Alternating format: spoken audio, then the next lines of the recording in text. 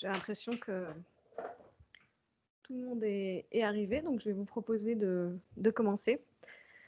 Donc on vous remercie de nous rejoindre pour cette table ronde de la start-up à la scale-up. Donc on va avoir la chance d'avoir 4 intervenants qui vont nous partager leur expérience, leur point de vue sur justement ce sujet du passage d'échelle qui, vous l'avez compris, on l'a abordé à plusieurs reprises, à un fort enjeu au sein de la filière. Donc pour préciser par rapport à la présentation qui a été faite par Marion, donc on va avoir Pierre-Emmanuel Berceget qui est cofondateur de WeHelp. On va aussi avoir le partage d'expérience de François Cluzel, qui est maître de conférence au laboratoire génie industriel de Centrale Supélec et qui est fondateur associé de Hybride. Également Romain Gano, qui est responsable du département initiative sociale de AG2R La Mondiale. Et Paul Labo, qui est chef de projet prospective et innovation chez Eneal, groupe Action Logement. Donc très rapidement, vous l'avez compris, Silver Valley à travailler sur le dispositif Scale-up Lab. Et donc, Titouan va vous présenter un petit peu plus en détail ce que c'est que le Scale-up Lab. Donc, pour bien repréciser, Titouan est chargé de projet innovation et ingénieur Scale-up Lab. Donc, ces derniers mois, Titouan a fait beaucoup de Scale-up Lab et donc, c'est vraiment le référent sur ce sujet.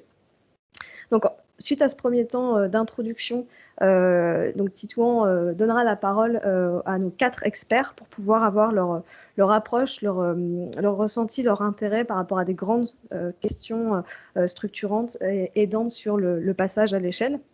Et puis ensuite, on aménagera un temps de questions-réponses. Donc vous pouvez bien sûr au fil de cette table ronde poser vos questions dans l'espace conversation, et puis pendant le temps de fin, on les fera remonter et on partagera sur les éléments qui seraient à préciser ou à étayer davantage en fonction des réponses et des échanges qu'il y aura eu.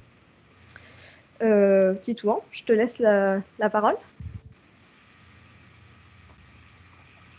Merci Lucille pour cette introduction et merci à nos prestigieux intervenants donc, de venir nous partager leur expérience et leur expertise ce soir. Donc on va commencer par se plonger rapidement dans le Scale-up Lab. Qu'est-ce que c'est?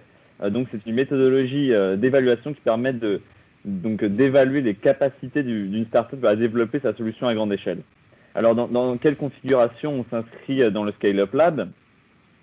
C'est lorsque un investisseur, tel qu'il soit, ça peut être un grand groupe, une institution ou plus classiquement un fonds d'investissement qui souhaite statuer sur justement un investissement dans une start-up, donc un investissement massif dans une start-up. Nous, on lui permet d'attester la viabilité de cette start-up sur le long terme. Et donc, cela passe notamment par une connaissance et une maîtrise des risques et une limitation des risques au travers du Scale-up Lab. Quand on parle d'investissement, on parle évidemment d'investissement financier, mais on peut également imaginer toute forme de ressources mises en œuvre par l'investisseur pour la start-up. Donc évidemment, le but à terme, c'est de déployer des services innovants et des produits innovants qui répondent massivement aux besoins des seniors. Donc je pense qu'on a traité beaucoup ce sujet durant la plénière. Alors, comment marche le Scale-up Lab? Lucille, on peut peut-être passer à la slide suivante, s'il te plaît. Parfait, merci beaucoup. Alors, c'est un audit sur 5 thèmes, donc les 5 thèmes qui vous sont présentés à l'écran. La réponse de la solution à un problème défini, donc la réponse de la startup à un problème qu'elle a elle-même identifié. L'environnement global autour de la startup, la robustesse de la structure, où là, on va notamment s'intéresser aux compétences de l'équipe, si l'équipe réunit et les porteurs, les entrepreneurs réunissent les compétences très importantes pour le développement de leur projet. Les capacités de mise à l'échelle, où là, on va s'intéresser particulièrement à l'ingénierie et la conception de la solution. Et enfin, comme on le disait, c'est un dispositif qui permet de limiter les risques. Donc, on a mis au point un vrai modèle mathématique de gestion des risques. À ces 5 thèmes d'audit, on associe 27 critères d'évaluation. auxquels on compte autant d'outils opérationnels qui sont mis à la disposition des entrepreneurs pour structurer leurs projets. Nous, ce qu'on a voulu faire, c'est vraiment que ce soit bénéfique pour l'entrepreneur. Notre but, c'était pas que justement que ces porteurs de projets, entre guillemets, répondent à un énième, doivent remplir un énième dossier, mais que ces outils soient opérationnels et qu'ils puissent les retranscrire pour eux structurer et poursuivre le développement de leur entreprise. Donc, cet audit, il s'inscrit dans un processus rigoureux qu'on a mis au point. Donc, en amont du Scale-up Lab, donc vraiment de la mise à l'épreuve, on a les deux diagnostics. Donc, ces deux diagnostics dont Nicolas a parlé, donc l'autodiagnostic en ligne qui est disponible à tous, mais aussi un diagnostic un peu plus approfondi de l'entreprise, mais qui n'est pas la vraie mise à l'épreuve du Scale-up Lab. Donc voilà, pendant 12 semaines, on met à l'épreuve les entreprises. Notre but, c'est voilà, qu'elles soient mises à rude épreuve. On va faire ce que nous, on appelle des stress tests. On va éprouver la résilience des entreprises face à des situations critiques pour elles. Ensuite, on va faire du coup une analyse du potentiel. Nous, ce qu'on veut, c'est que ce soit rationnel, que le potentiel il soit mesurable. Et ensuite, on va construire des recommandations pour la poursuite du développement du projet et l'instauration donc d'une relation saine et durable entre l'investisseur et la startup. Et enfin, Silver Valley propose également de suivre cette mise en œuvre des recommandations et la suivi du développement entre ces deux parties prenantes pendant les 6 mois suivant la mise à l'épreuve du Scale-up Lab. Mais voilà cette petite introduction au Scale-up Lab. Nous allons sans plus attendre passer à la première question. Alors, la première question, elle est adressée à Monsieur François Cluzel, donc comme Lucille l'a dit, qui est membre qui est maître de conférence et membre du laboratoire génie industriel à Centrale Supélec, mais qui est donc un expert en innovation et en conception et méthodologie d'innovation. Monsieur François Cluzel, quels sont pour vous les outils à disposition des entrepreneurs pour piloter le développement de leur offre de valeur? Oui, très bien. Vous m'entendez, c'est bon? Tout à fait, on vous entend. Très bien. Merci Titouan. Effectivement, c'est une très bonne question. La réponse la plus simple, c'est qu'il y en a beaucoup.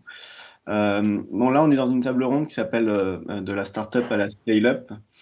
Finalement, on peut se mettre ici dans un contexte où, une fois que votre startup existe, elle a mis en gros un premier produit sur le marché et se pose la question de ce fameux passage à l'échelle avec un certain nombre de difficultés, de challenges qui se posent à ce moment-là. Donc, en gros, le but, et ce que vient d'expliquer Titouan, c'est qu'il va falloir renforcer la robustesse de votre offre de valeur, de son organisation, voire même de son équipe.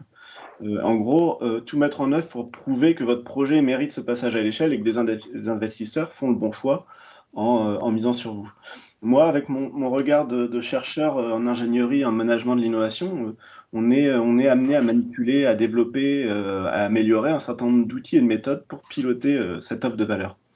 Donc finalement, le premier message que je peux donner ici, c'est une bonne nouvelle, c'est qu'il existe des méthodes et des outils pour structurer une telle démarche d'innovation et pour piloter cette création de valeur, pour s'assurer que son idée a une vraie valeur. Et finalement, dans le domaine de la silver economy, on va souvent l'associer, et c'est primordial, c'était un des critères évoqués par Titouan, à la notion d'utilité. Est-ce qu'on répond à un problème qui est bien défini? Donc, du coup, l'utilité, c'est finalement qu'est-ce que mon projet il apporte à la société? Est-ce qu'il va permettre de résoudre de vrais problèmes, des douleurs, des manques chez les seniors, dans leur entourage, chez leurs aidants? Donc, c'est pour nous, en fait, le principal critère, c'est celui qui va vraiment permettre d'avérer la création de valeur.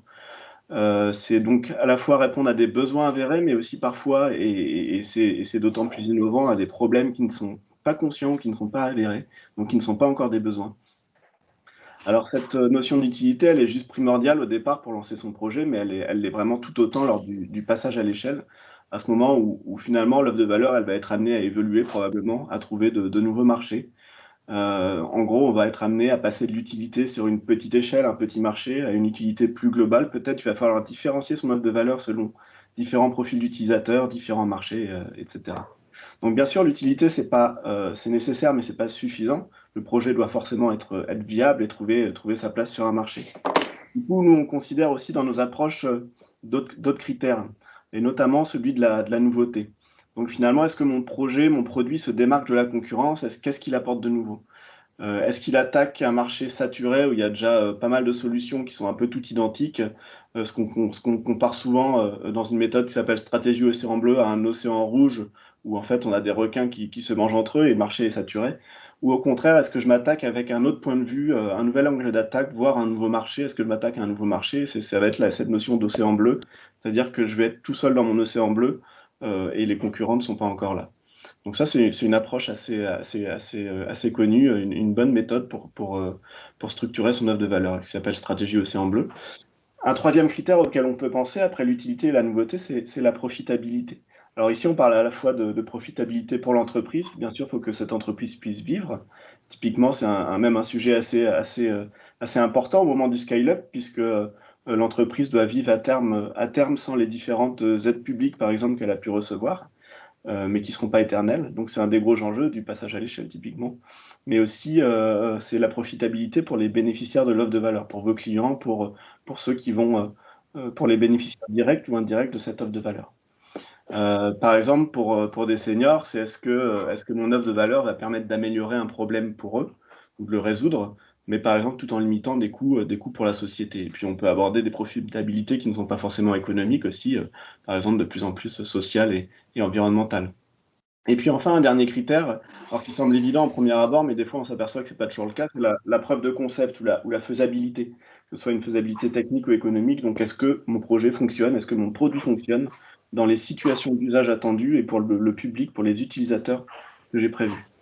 Donc finalement, pour nous, ces 4 critères, ils sont vraiment très efficaces pour piloter une offre de valeur et on les retrouve en fait dans de nombreuses méthodes, de nombreux outils qui sont à disposition des entrepreneurs pour piloter cette offre de valeur. Alors par exemple, on peut penser à une méthode qu'on développe nous depuis une dizaine d'années à Centrale Supélec qui s'appelle Radical Innovation Design, qu'on enseigne, qu'on applique avec de nombreux partenaires industriels et qui fait même l'objet d'une startup qu'on a créée qui s'appelle Hybrid. C'est ces 4 critères qui sont au cœur de la grille d'évaluation des projets de la Bourse Charles Foix, que certains d'entre vous connaissent bien, j'imagine, qui est le dispositif de Silver Valley pour aller détecter et accompagner des pépites dans le domaine de la silver economy. Dans cette grille, ils ont également été complétés par la notion de désirabilité, et qui là vient plutôt d'une autre approche qui est le design thinking. C'est est-ce que mon offre est attractive, est-ce qu'elle donne envie à mes clients, est-ce qu'elle n'est pas typiquement stigmatisante pour eux. Et finalement, ces critères aussi, on les retrouve au cœur du nouveau Scale-up Lab que Titouan a évoqué. Et c'est typiquement ces critères qu'on va utiliser encore une fois pour éprouver l'offre de valeur au travers de différents stress tests.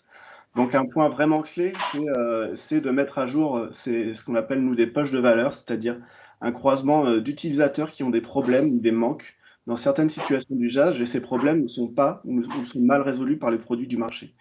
Et finalement, une poche de valeur, ça va être quand finalement on a avéré ce manque et qu'il n'y a pas grand monde qui y répond aujourd'hui. Donc ça va être un endroit où clairement on va avoir de la marge pour innover.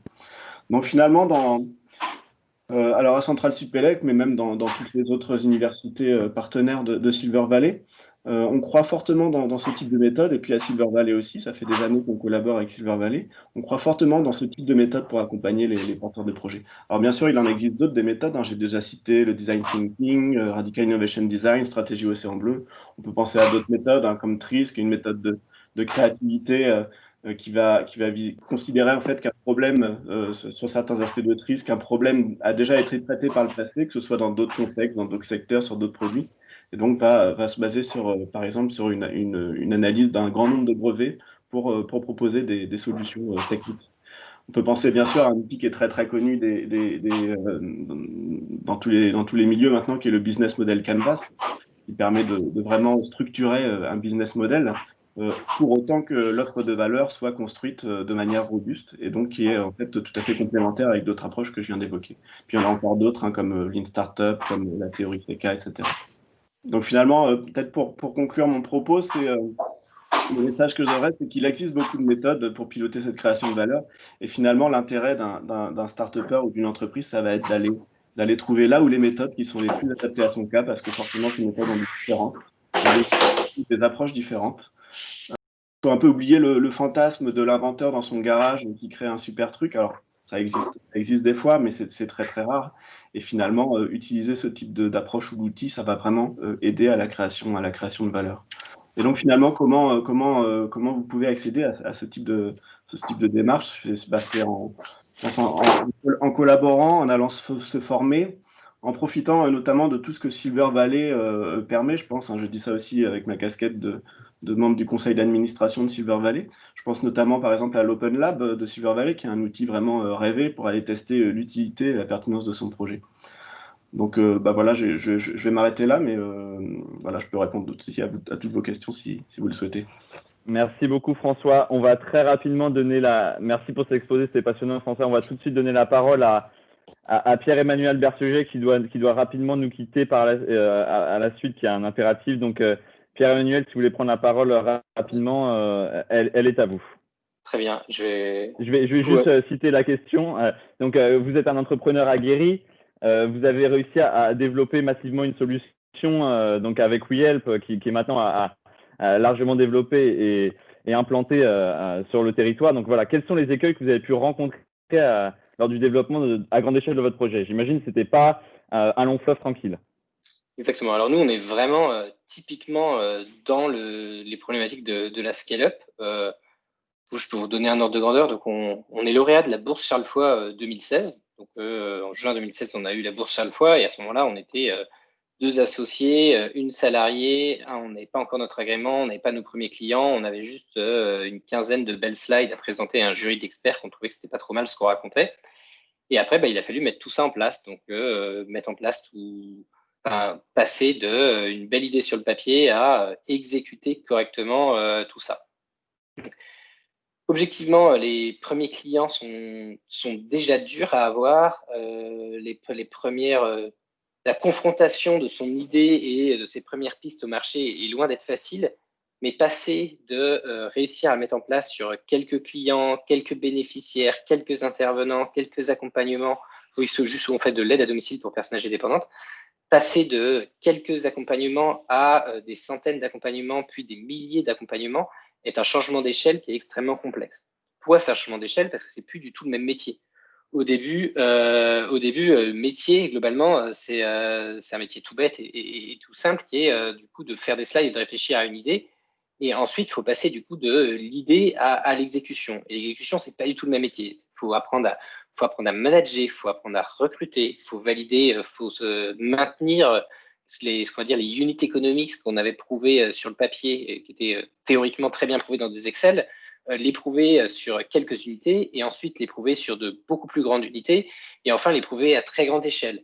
Les prouver d'abord sur une ville, puis les prouver après sur 2 villes, puis sur 10 villes, puis sur 20 villes.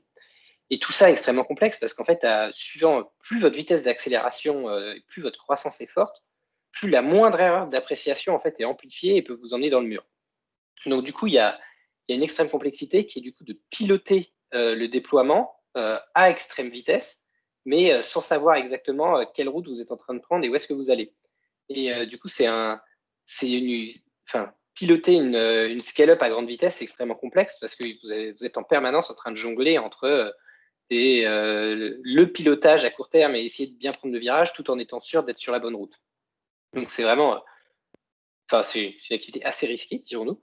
Mais il y a quelques prérequis pour faire en sorte que ça se passe bien. Et le premier prérequis, c'est l'équipe. C'est impossible de scaler son activité, d'être dans des activités en hyper-croissance si vous n'êtes pas entouré d'une superbe équipe. Globalement, qui fait le projet? Globalement, c'est les gens qui vous entourent. Et du coup, la qualité des premiers recrutements, la qualité des gens qui vous entourent, la qualité de l'équipe au sens large est le premier driver de succès d'une scale-up. Et je vais enchaîner pour conclure sur le conseil principal que je donnerais aux entrepreneurs qui veulent se lancer, qui veulent essayer de faire passer leur start-up de la phase de l'idée à la phase d'accélération et ensuite potentiellement un jour de la scale-up, c'est de bien s'entourer. C'est un conseil qu'on m'a donné dès les premiers jours. On devient la somme des 5 personnes qu'on fréquente le plus. Donc finalement, les 5 personnes avec qui vous allez le plus bosser au quotidien, vous allez devenir la moyenne de ces gens-là. Donc si ces gens-là sont plutôt moyens, il y a de grandes chances que vous fassiez quelque chose de plutôt moyen. Si vous entourez de gens meilleurs que vous sur les dimensions pour lesquelles vous les recrutez, vous allez devenir bien meilleur. Et vous ne pouvez pas réussir sans être entouré vraiment de personnes hyper fortes sur ce pourquoi vous les recrutez. Sinon, c'est impossible de passer de la startup à la scale-up. Voilà pour mon intervention assez rapide et très pragmatique. Merci beaucoup Pierre-Emmanuel Verseget. On vous souhaite une excellente soirée. Merci pour cette intervention De rien, j'espère que c'était et une utile. très très bonne continuation. Merci, au revoir. Merci beaucoup. Alors, sans plus attendre, nous allons donner la parole à Monsieur Romain Gano, qui représente Agile La Mondiale et responsable du département initiative sociale. Monsieur Romain Gano, vous êtes, on peut dire, un expert opérationnel de l'entrepreneuriat. Vous accompagnez poste pour son premier bain estival présidentiel, ou lorsqu'il dévale les pistes, la maîtrise est là, lui qui tient à conduire lui-même sa voiture lorsqu'il... Oui, donc je disais, vous êtes un expert opérationnel de l'entrepreneuriat. Vous accompagnez au quotidien une multitude de projets. Donc, vous êtes au plus près avec AJ2R des entrepreneurs. Donc, pouvez-vous nous faire part de votre expérience et nous dire pourquoi les grands groupes et les grands groupes comme AJ2R ont davantage besoin de scale-up que de start-up? Merci Monsieur Titouan. Gano, merci. Non, merci. En tant qu'acteur de la protection sociale, il y a 3 contraintes pour nous à prendre en compte. La première, c'est la maturité de l'offre. La deuxième, c'est la robustesse du porteur de projet. Et la troisième, c'est la capacité à servir nos clients. Et je rappelle qu'un groupe comme le nôtre a quasi 5 millions de clients retraités, 10 millions de clients actifs et 500 000 entreprises clientes. Par maturité de l'offre, j'entends une offre testée par des seniors, ayant fait sa preuve de l'appétence du marché et des seniors. Par robustesse, je parle, comme tu l'as dit tout à l'heure, du board de l'entreprise, de sa solidité financière, de sa capacité à trouver du financement externe. Par capacité à servir le client, je pense principalement aux nombreuses sollicitations qu'on reçoit, tous les acteurs de la protection sociale, la CNAV, c'est pareil, d'autres groupes aussi, par des entrepreneurs ayant peu ou pas fait de preuve de concept et nous proposant une solution pour tous nos assurés. Ce n'est pas une caricature de dire aujourd'hui qu'il y a des entrepreneurs qui reviennent vers nous et qui ont testé leur concept sur 10 retraités qui ont un modèle économique qui tient à peine la route quand il existe et qui me disent grâce à moi, vous allez pouvoir simplifier la vie de vos clients. Aujourd'hui, même si nous prévoyons des montées en charge progressives des prestations pour nos clients, c'est aussi de notre responsabilité sociétale de nous assurer de ne pas rendre nos prestataires dépendants par nos volumes de prestations. Et donc, ça nécessite que ces prestataires-là aient une taille critique ou que du moins ils puissent adapter leur taille critique avec l'évolution de notre commande publique ou de notre commande de prestation. Ça nécessite aussi que nous puissions les accompagner, s'ils n'ont pas cette taille critique, à grandir via les dispositifs de Lab AG2R La Mondiale ou les dispositifs partenaires comme Vivalab en lien avec la CNAV, la Caisse des dépôts ou France Active. Aujourd'hui, par exemple, AG2R La Mondiale a un dispositif d'accélération et on va s'appuyer sur les outils du Scale-up Lab. Et cette accélération est à la fois une accélération interne dans la prise de décision, mais aussi une accélération externe où on les met en relation avec d'autres prestataires, d'autres partenaires qui peuvent les aider à grandir, voire même à trouver du marché et de la prestation. Je pense d'ailleurs que cette notion de prestation de service est bien plus vertueuse aujourd'hui que le renouvellement incessant des budgets d'expérimentation et qu'elle permet aux entreprises d'accéder à des outils bancaires et rassure les investisseurs. Ce qui aide une entreprise à passer à l'échelle, c'est de sortir de ce cercle de l'expérimentation, de ce POC à droite à gauche, mais bien de trouver des prestations de services croissantes qui après vont permettre de lever des fonds. Enfin, et pour finir, je pense que ce passage à l'échelle est nécessaire pour les grands groupes, mais pour les startups elles-mêmes. Car si les plans de relance qui ont été annoncés se traduisent bien par de forts investissements dans le secteur de la silver economy deviendra encore plus attractif pour les grands groupes qui sont organisés aujourd'hui pour gagner des marchés. La question de la scalabilité sera donc celle et surtout celle de la pérennité des startups de la silver economy. Merci Titouan. Merci beaucoup, Monsieur Romain Gano. Je rajoute pour conclure que Monsieur Romain Gano a également apporté son expertise pour la construction du Scale-up Lab et on le remercie encore. Donc avec AJ2R et lui personnellement a apporté ses compétences car il est, comme je l'ai dit, au plus près des entrepreneurs tout au long de l'année. On va passer à la prochaine question qui est pour qu'on puisse revoir la présentation de Lucille, qui est pour Monsieur Paul Labo, donc qui est également un expert du développement de projets d'innovation. Je ne vois plus la présentation, mais bon, c'est pas grave, je connais la question. Monsieur Paul Labo, vous au sein de NL, vous avez des processus extrêmement structurés, extrêmement rodés, performants, efficaces pour permettre au projet de se développer. Vous, vous passez donc en partie par une démarche d'expérimentation. Pouvez-vous nous en dire plus sur ce sujet?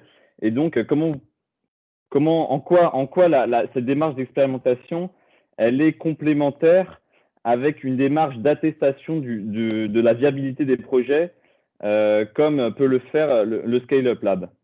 Monsieur Paul Labot, nous vous écoutons. Parfait, merci Titouan. Oui, bonjour à toutes et à tous. Peut-être juste un élément de contexte qui permettra de mieux comprendre peut-être mon intervention par rapport à Eneal. Donc en fait, Eneal a été créé dans le cadre du plan d'investissement volontaire par le groupe Action Logement. Et donc notre mission est de soutenir le secteur médico-social non lucratif et de développer une offre adaptée et modernisée au service du bien vivre des résidents. Qu'en fait demain, aujourd'hui, c'est juste qu'on se lance là, en ce moment. Donc demain, nous serons en quelque sorte l'interface entre des gestionnaires d'établissements médico-sociaux et le groupe Action Logement. Et en fait, si on souhaite proposer des solutions innovantes à nos gestionnaires, on va avoir un énorme enjeu de minimisation des risques. Et c'est à mon avis l'un des principaux objectifs d'une expérimentation terrain.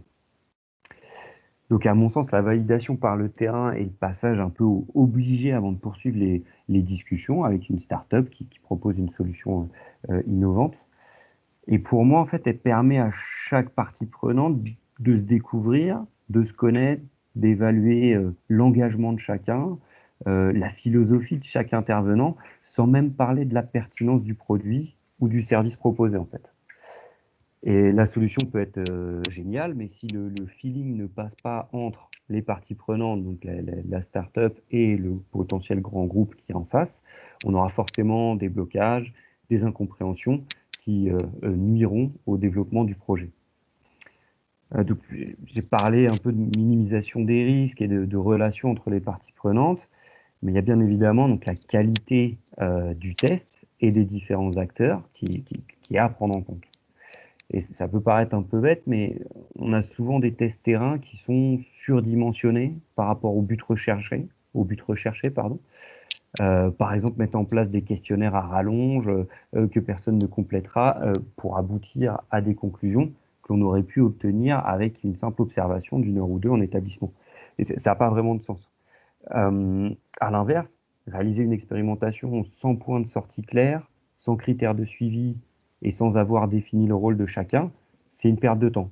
Qu'en fait, il y a une sorte d'équilibre à trouver et parfois, en fait, on n'a juste pas les compétences en interne pour trouver cet équilibre-là et pour analyser les résultats d'une expérimentation. Et que ce soit du côté de la start-up, ou du côté de l'entreprise ou du grand groupe, même si voilà, le secteur est de plus en plus mature, mais on n'est pas toujours tous des experts de l'expérimentation, justement. Donc tout ça pour vous dire que mener une expérimentation demande un savoir-faire, une méthodologie, un cadre, et sinon, enfin, juste on perd notre temps pour les startups et pour les entreprises donneurs d'ordre. Et donc aujourd'hui, comme je le disais, la plupart des acteurs Silver Eco sont capables de mener des expérimentations pour valider ou non la pertinence d'une solution, mais on est encore un peu court, à mon sens, pour obtenir un avis vraiment complet, précis, sur un potentiel déploiement à l'échelle nationale.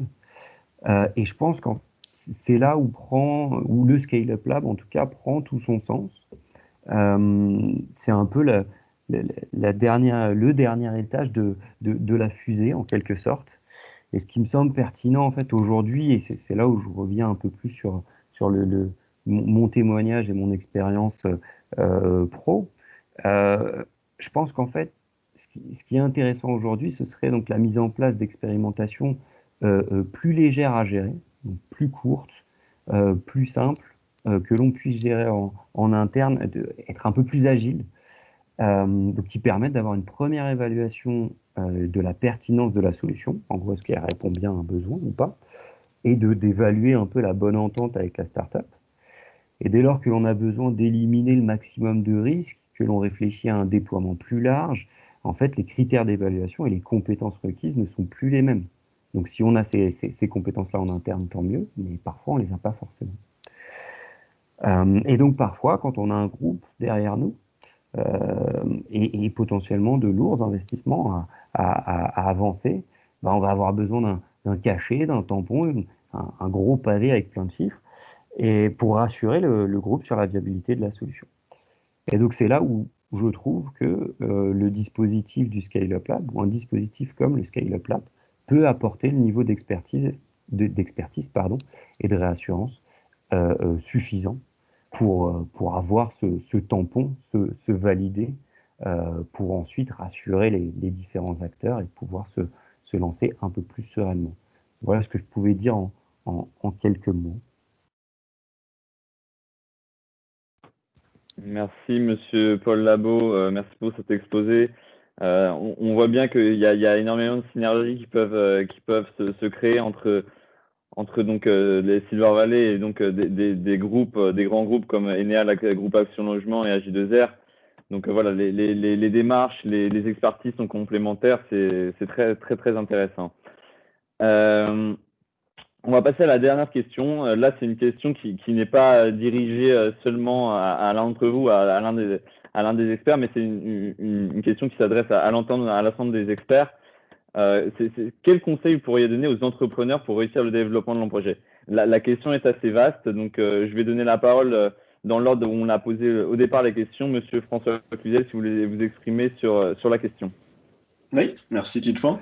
En fait, je vais reprendre les messages que j'avais préparés sont assez proches de certains des autres intervenants, donc ça tombe bien. Mais j'ai bien aimé notamment le message de Pierre-Emmanuel, c'est ça son prénom, avant qu'il nous quitte tout à l'heure, sur finalement bien s'entourer, de construire un écosystème riche. Alors moi, le premier message que je veux donner, c'est vraiment, alors ça c'est mon regard de chercheur et de scientifique, mais c'est d'adopter, tant que faire se peut, une démarche scientifique et vraiment d'aller chercher les preuves de sa création de valeur, ce que trop peu d'entrepreneurs font encore aujourd'hui. Je pense qu'on voit encore trop de startups dont l'utilité du projet n'est pas forcément avérée. Ce qui rejoint aussi certains propos qu'on vient juste d'entendre. Et donc, nous, les conseils qu'on donne aussi, c'est de passer vraiment suffisamment de temps pour poser le problème, investiguer les vrais problèmes avant de foncer tête baissée dans une solution. Et le deuxième, je dirais, c'est vraiment justement construire cet écosystème riche, ne pas rester seul. C'est d'aller chercher des collaborations, d'aller chercher des conseils pour maturer, pour avérer son offre de valeur. Et donc vraiment de se mettre dans ce qu'on appelle une optique d'innovation ouverte, quoi. Et je pense que Silver Valley est totalement dans cette optique-là et sert globalement à ça, clairement. Ne pas hésiter aussi à aller se former si besoin, hein, et à se rapprocher de partenaires académiques, universitaires. On a beaucoup de choses à faire avec des étudiants aussi. Donc il y a pas mal de possibilités offertes. Je ne parle pas que pour mon établissement, mais pour tous les établissements universitaires. Je pense qu'ils sont souvent ravis de collaborer sur ces sujets et qui peuvent vraiment apporter beaucoup de choses, notamment à des startups qui ont peu de moyens aussi. Merci beaucoup, François. Romain, si vous voulez prendre la parole sur ce sujet. Oui, alors ça ne va pas être très différent de ce que dit François. Moi, je veux dire, se rappeler que les conseilleurs ne sont pas les payeurs. Et donc, ça veut dire que bien savoir s'entourer et s'entourer des bonnes personnes. Le deuxième conseil, c'est comment je dirais, c'est de s'appuyer sur des faits. Alors, François a dit la preuve, moi j'ai dit des faits, du factuel. Il y a trop de dossiers vides. Et dans le dossier vide, moi j'aime avoir la preuve de marché, la preuve d'appétence du marché, la preuve d'utilisation. Mais voilà, de l'élément factuel. Et le troisième conseil, alors ça va peut-être paraître bateau, mais c'est faire du chiffre d'affaires. Et quand je dis faire du chiffre d'affaires, c'est ne pas se contenter des subventions qu'on a levées, de différentes expérimentations. Moi, je suis rassuré aujourd'hui quand je vois une entreprise qui vient nous voir et qui, au lieu de nous demander une subvention comme on peut le faire dans le monde de la protection sociale, vient nous demander du chiffre d'affaires, de la prestation de services et nous montre qu'elles ont déjà développé une activité économique. Il y a quand même trop de startups dont on voit des dossiers, les entreprises ont 2-3 ans, elles ont des revenus, mais elles n'ont pas 1 euro de chiffre d'affaires. Voilà, c'est important. Mais les deux conseils qui ont été donnés par François sont primordiaux, de savoir bien s'entourer et de travailler et d'avoir des éléments de preuve solides dans le dossier. Merci beaucoup, Romain. En effet, ce que vous soulignez est extrêmement important. C'est-à-dire que le chiffre généré par l'entreprise doit être le fruit de l'exploitation et de la création de richesse de l'entreprise et non pas le fruit de subventions. C'est extrêmement important, extrêmement pertinent ce que vous dites. Monsieur Paul Labo, peut-être vous voulez rebondir également sur ce sujet, on vous écoute. Ouais, je vais peut-être compléter, pardon, les premiers éléments qui ont été avancés, et en particulier sur l'aspect preuve fait. En fait, il y a quand même un paquet d'études cliniques, de recherches en tout genre, dans tous les domaines, qui ont été réalisées en France ou à l'étranger, des recherches souvent assez théoriques. Et en fait, on se retrouve aujourd'hui avec des startups qui parfois n'ont pas fait la démarche d'aller se renseigner, donc même pas forcément d'aller rencontrer ces différents acteurs, mais ne serait-ce que d'avoir accès à toute la documentation qui est présente, et donc faire cette démarche. Et si jamais un jour même pouvoir rencontrer des experts de tel ou tel secteur, potentiellement, en fait, c'est juste des mois de développement que vous économiserez. C'est potentiellement une caution un peu scientifique supplémentaire qui, derrière, vous ouvrira des portes, que ce soit des portes de potentiels financeurs, mais aussi des portes d'autres experts, d'autres chercheurs. Et ça permet comme ça d'aller plus loin et surtout d'aller beaucoup plus vite. Un autre élément sur l'écosystème qui est primordial, mais aujourd'hui, on voit que la filière se structure. On est bien là aujourd'hui. Et en fait, je pense que parfois, certains entrepreneurs, certaines startups pourraient avoir un intérêt à échanger soit avec des entreprises, des anciennes startups qui commencent à bien fonctionner. Là, on a eu le témoignage de WeHelp, c'est parfait, et je pense qu'il faut continuer dans cette direction-là. Et je pense que certaines propositions, certaines startups peuvent également faire des propositions communes. C'est ce qu'on a un peu vu pendant la crise sanitaire ces derniers mois. Et je pense que c'est des voies à poursuivre, pardon, et à creuser. Et puis, peut-être un conseil, mais qui n'en est pas vraiment un, et je pense que je ne vais pas vous apprendre grand-chose, mais il faut garder en tête la différence de temporalité entre les potentiels grands groupes qui seront vos clients et votre vie de start-up. En fait, il faut être assez solide, faut être prêt à encaisser cette différence de rythme. Parfois, vous allez passer des mois sans qu'il se passe grand-chose, et pourtant les premiers échanges étaient particulièrement encourageants.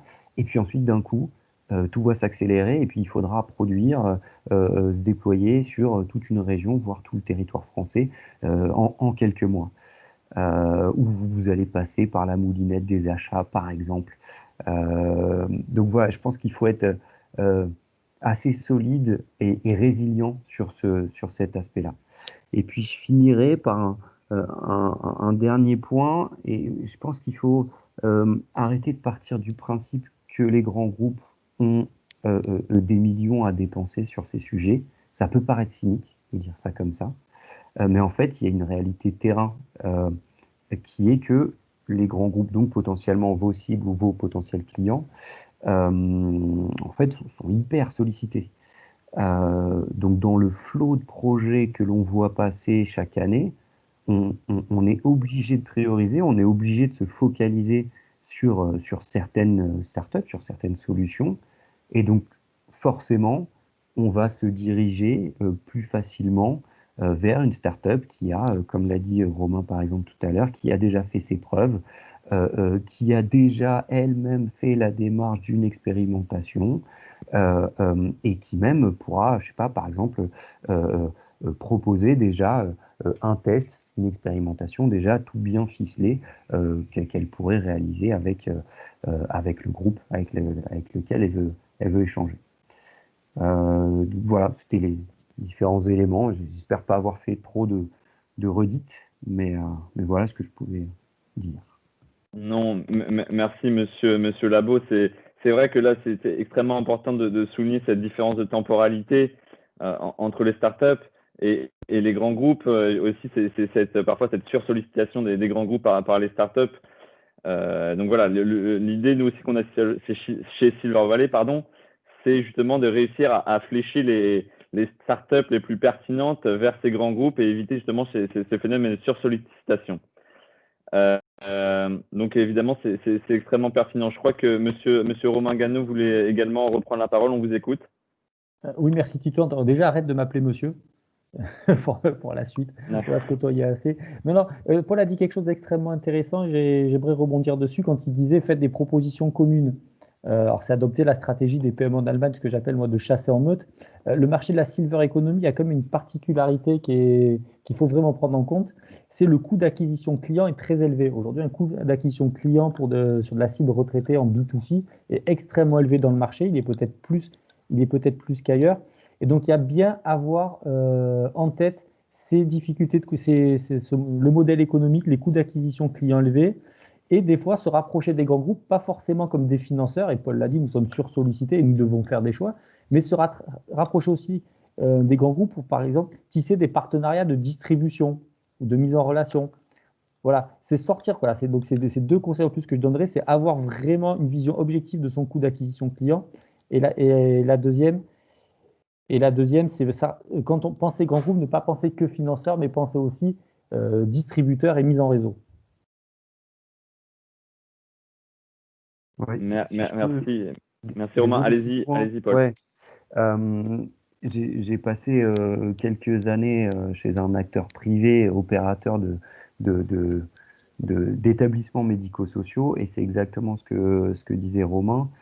C'est que bien souvent, on était sollicité pour financer des tests, alors qu'en fait, si le porteur de projet ou si la start-up nous avait juste proposé d'avoir potentiellement un canal de commercialisation, en gros, je pense que la barrière à l'entrée aurait été beaucoup moins haute à passer.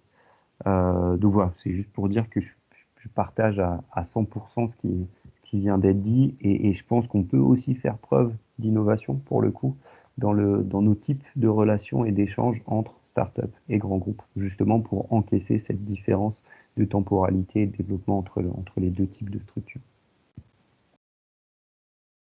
Merci beaucoup. Merci pour ces exposés, ces remarques. C'est extrêmement pertinent. Est-ce que l'un d'entre vous va encore ajouter quelque chose? On peut passer à la partie d'échange, questions-réponses. Très bien. Bah, écoutez, si on va passer à la partie d'échange. On a seulement une question pour l'instant auquel je pourrais répondre. Donc, c'était une question de Adrien qui est porteur de projet. Adrien, qui est le cofondateur de Allo Louis. Adrien, donc nous, comme on l'a imaginé, l'épreuve du scale-up s'adresse à des entreprises qui sont sur le point ou qui ont déjà levé des fonds. On va dire en CIREA et qui ont, enfin, évidemment, la configuration n'est pas figée, mais qui ont déjà potentiellement levé en CIREA ou auprès de Business Angel certains fonds, qui est déjà une équipe qui soit construite, bien qu'on n'ait pas de critères, véritablement de critères figés, rationnels d'éligibilité.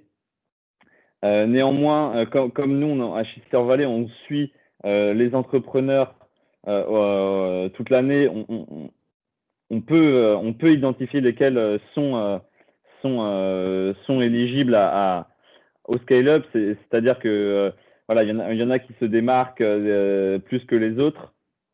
Donc voilà, c'est nous, on connaît bien les entrepreneurs de l'écosystème et on saura lesquels seront en capacité de passer par le scale-up, auront la maturité pour passer par le scale-up. Est-ce qu'il y a d'autres questions? Il y avait une remarque de David Dubois. Oui, en effet, il faudrait, dans certains cas, inciter les dirigeants à oser l'export. C'est une remarque très, très juste. Est-ce qu'il y a d'autres questions? Vous pouvez les poser dans le chat et les experts y répondront.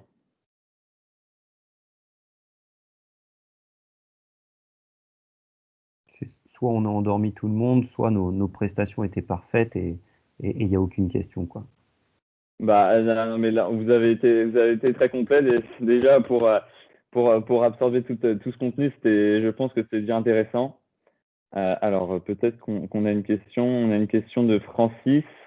comment les utilisateurs potentiels sont-ils associés pour valider ou enrichir la création de valeur? Merci, je n'ai pas bien vu utiliser les partenaires locaux.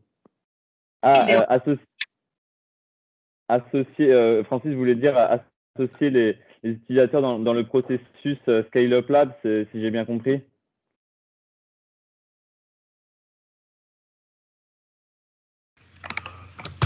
Oui, c'est ça, oui, c'est bien ça. C'est bien l'idée. Hein, Ok, donc ça c'est une question auquel je vais pouvoir également répondre moi-même.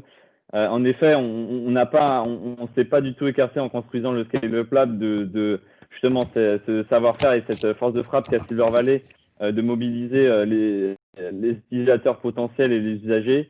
En effet, on a mis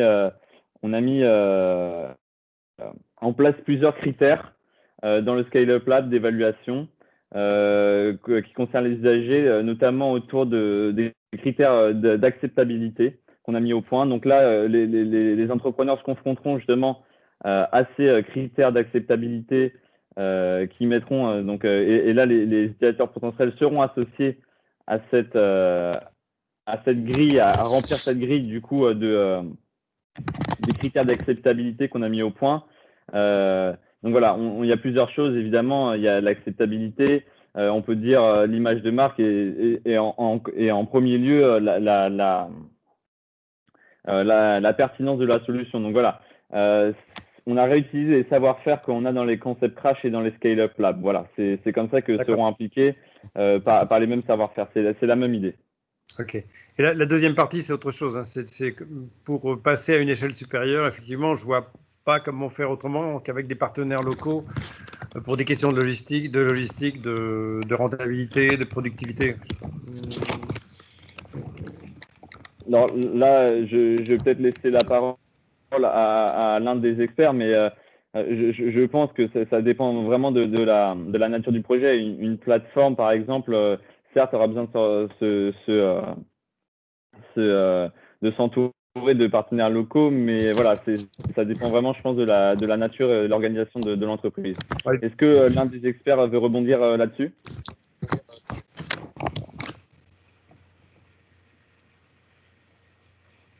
C'est compliqué, la question est large. Après, oui, de toute façon, une entreprise, quand elle se conçoit, quand on regarde le parcours d'une entreprise, elle se crée sur un territoire et doit avoir un ancrage, je pense, territorial fort sur la première partie de sa vie. Et d'ailleurs, cet ancrage territorial lui permet assez souvent de mobiliser aussi des fonds locaux qui sont des fois sous-estimés. Aujourd'hui, en région, il y a des agences de développement économique local, il y a des agences de développement économique municipal. Et avec la crise, ces agences se sont vues dotées de fonds supplémentaires pour soutenir l'activité économique. Donc, si c'est ça la question, oui, pour moi, dans savoir s'entourer, il y a aussi savoir s'entourer et être bien implanté dans l'écosystème local. Ouais, je partage totalement et ça rejoint nos remarques de tout à l'heure. Si on est une start-up qui a déjà un bon ancrage local, ça permet d'atteindre, on va dire, ce niveau de, entre guillemets, maturité, on va dire, qui permet par la suite de pouvoir traiter avec des groupes plus importants qui sont soit à l'échelle nationale, soit à l'échelle européenne, par exemple. Mais si de base, on se lance direct à l'assaut de ces grands groupes, sans avoir déjà une base solide, en gros, c'est là où ça devient sacrément compliqué, quoi.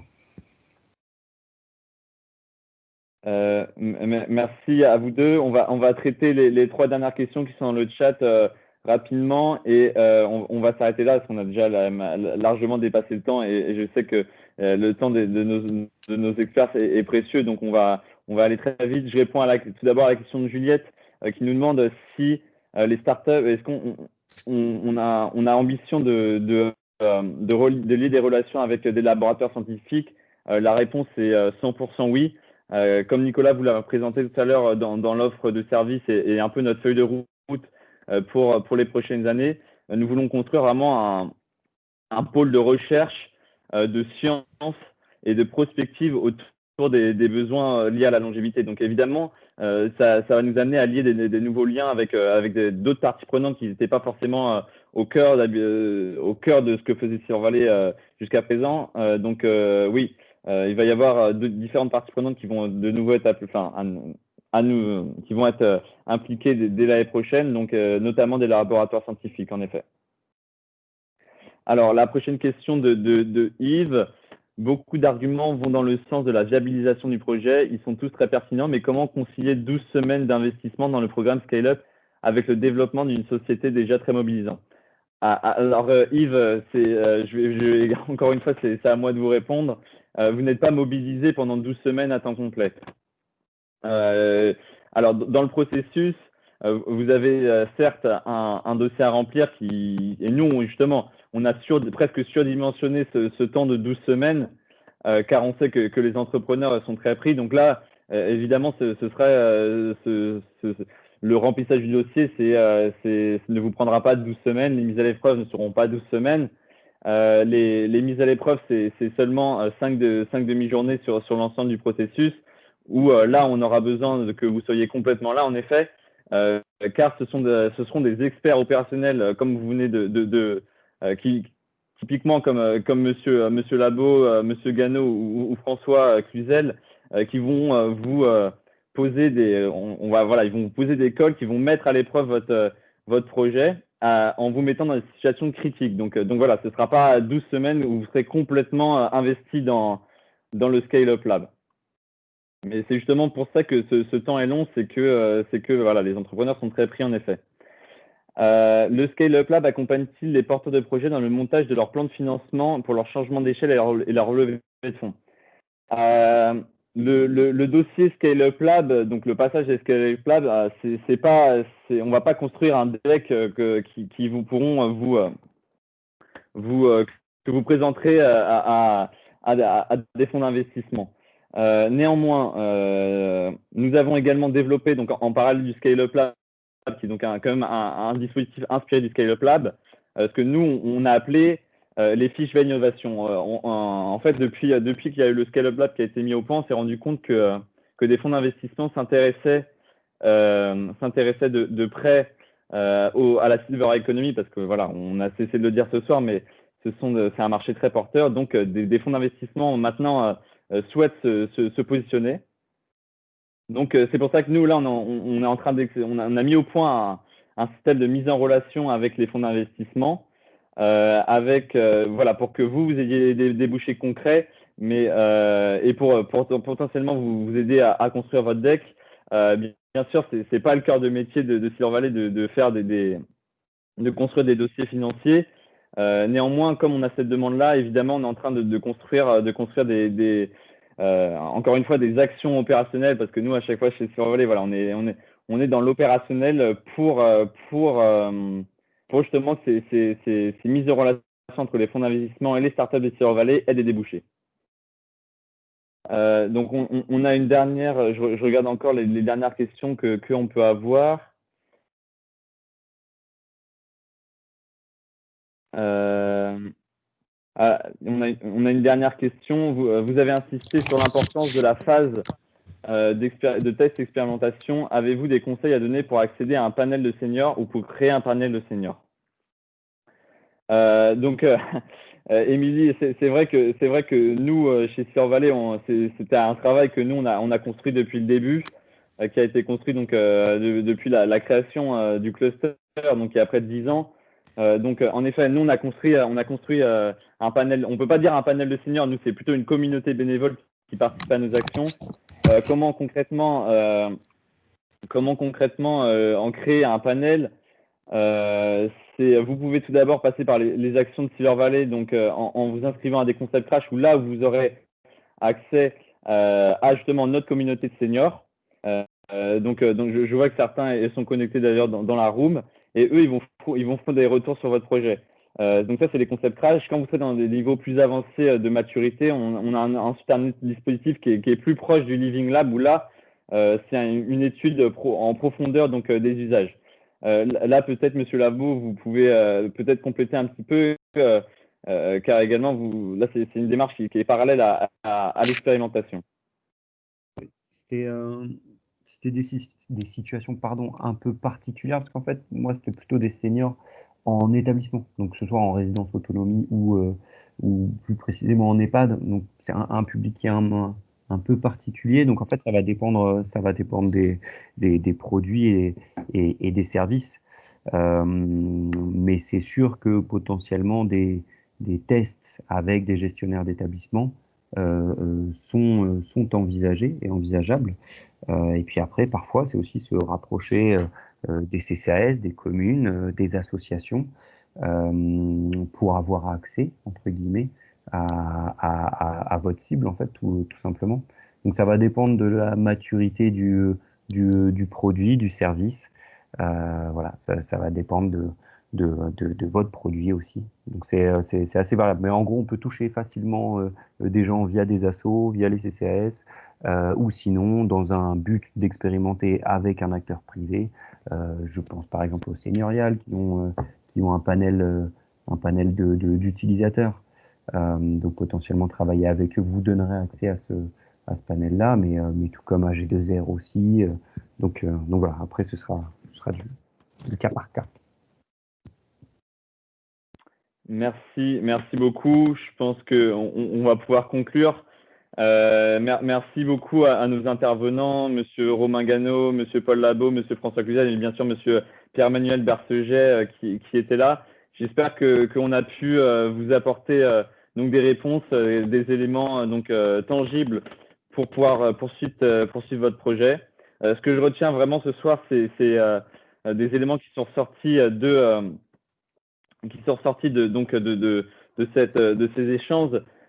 C'est lorsqu'on veut vraiment développer un projet à grande échelle, s'entourer tout d'abord. Ça, c'est la qualité du recrutement et la qualité donc de l'équipe qui porte le projet. Donc ça, je pense que c'est vraiment quelque chose qui est apparu comme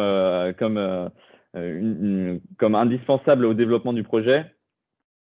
Et cette remarque de Monsieur Labo sur la différence en temporalité entre les grands groupes et les startups, en effet, c'était extrêmement important à souligner.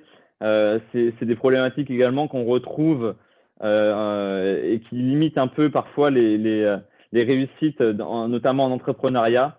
Donc des grands groupes, beaucoup de grands groupes ont développé des entrepreneuriats au sein de leur entité comme une business unit à part. Et voilà, les startups peinent parfois à se développer également parce qu'il y a ces grandes différences de temporalité, ces différences d'indicateurs entre des startups qui sont plus dans des phases exploratoires, parfois au début de leur projet, et ces grands groupes qui sont vraiment dans l'exploitation. Donc voilà, nous, on veut justement avec Survalley, du coup, développer, appuyer ces relations pour qu'elles soient saines et durables entre les grands groupes. Voilà, je pense, comment on pouvait conclure. N'hésitez pas, Marion a remis dans le chat pour le lien pour échanger ses contacts, parce qu'évidemment, cette soirée-là, normalement, c'est une soirée de networking également, en plus d'apporter du contenu expert. Malheureusement, bon, là, ce soir, on a fait de notre mieux. Marion a fait un travail incroyable pour qu'on puisse quand même, cette soirée soit réussie, donc je pense qu'elle l'est. Donc voilà, n'hésitez pas à aller remplir et échanger dans vos contacts dans le lien que Marion vient de donner. Merci à vous, merci aux experts et je vous souhaite une excellente soirée. Merci à Titouan et Lucille pour l'animation de cette table ronde. Merci pour cette table ronde et son organisation. À bientôt. Merci beaucoup. Au revoir. Merci à vous. Bonne soirée.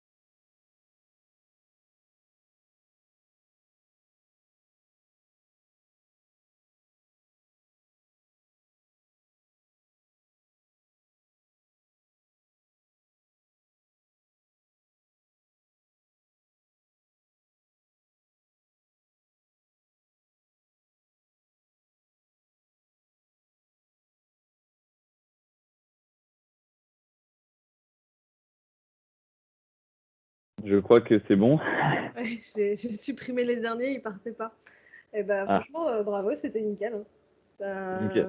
Ouais, c'était vraiment super. Ah, il faut qu'on coupe l'enregistrement. C'est exactement ce que j'étais